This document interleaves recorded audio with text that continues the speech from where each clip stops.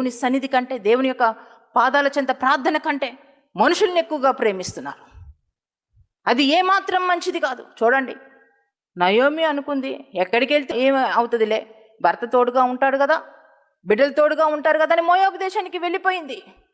దేవుని యొక్క స్థలాన్ని విడిచిపెట్టి వెళ్ళిపోయింది. మొట్టమొదటిగా ఎలీమెలెకు చనిపోయాడు.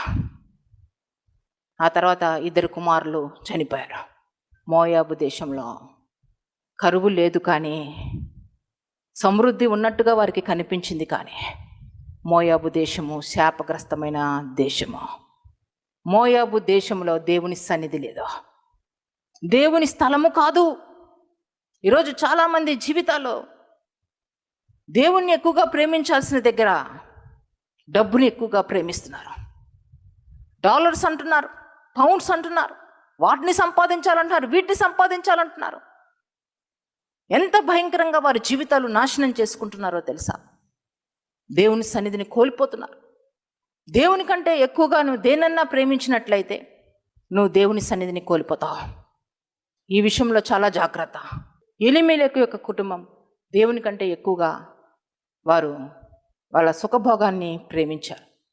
వారు బ్రతకాలనుకున్నారు, కానీ బ్రతకలేకపోయారు. ఎలీమెలెకు 2 కుమారులు చనిపోయారు. ఒంటరిగా మిగిలిపోయింది నయోమి.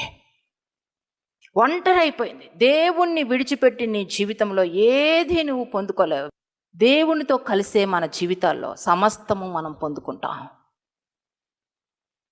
యేసయ్యని విడిచిపెట్టాలి, దేవుని సన్నిధిని విడిచిపెట్టాలి, ప్రార్థనా జీవితాన్ని విడిచిపెట్టాలనే ఆలోచన ఏ రోజు నీకు రావడానికి వీల్లేదు.